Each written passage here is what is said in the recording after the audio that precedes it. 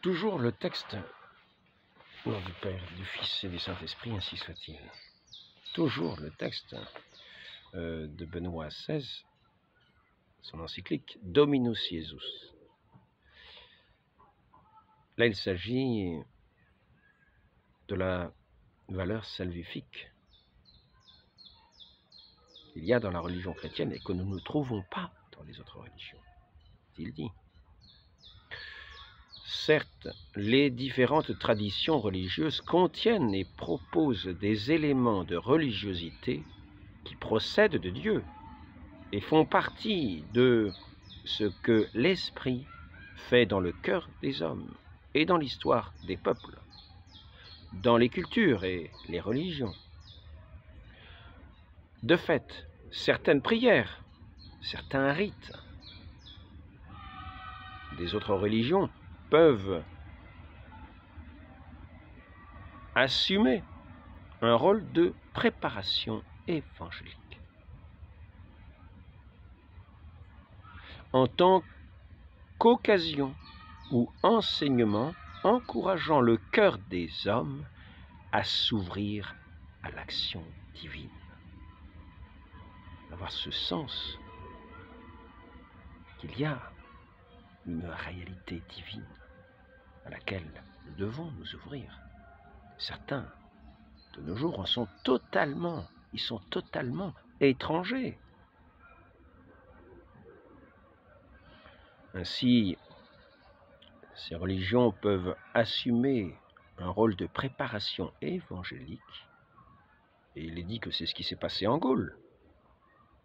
C'est pour cela que le christianisme a été accepté d'une telle manière, a été reçu d'une telle manière, parce que c'est ce que j'ai lu dans certains livres, cette religion était comme une préparation à la réception du christianisme. J'ai même lu qu'il y avait des sacrifices humains, des choses de ce genre, mais voyons bien notre Dieu qui rejette les sacrifices humains, mais qui s'offre en victime pour nos péchés sur la croix, qui offre le sacrifice unique pour nos péchés, en témoignage de l'amour de son Père. C'est ainsi qu'il glorifie son Père sur cette croix d'infamie sur laquelle l'ont cloué les hommes. Donc, de fait, certaines prières, certains rites des autres religions peuvent assumer un rôle de préparation évangélique en tant qu'occasion ou enseignement encourageant le cœur des hommes à s'ouvrir à l'action divine. On ne peut cependant leur attribuer l'origine divine et l'efficacité salvifique ex opere operato qui sont propres au sacrement des chrétiens. Par ailleurs, on ne peut ignorer que d'autres rites naissent de superstitions ou d'erreurs semblables. 1 Corinthiens 10, 20, 21, et constituent un obstacle au salut.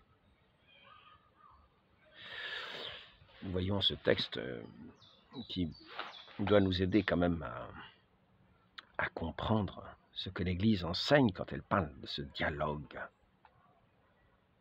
avec ceux des autres religions. Il ne s'agit pas de mettre tout sous un même point.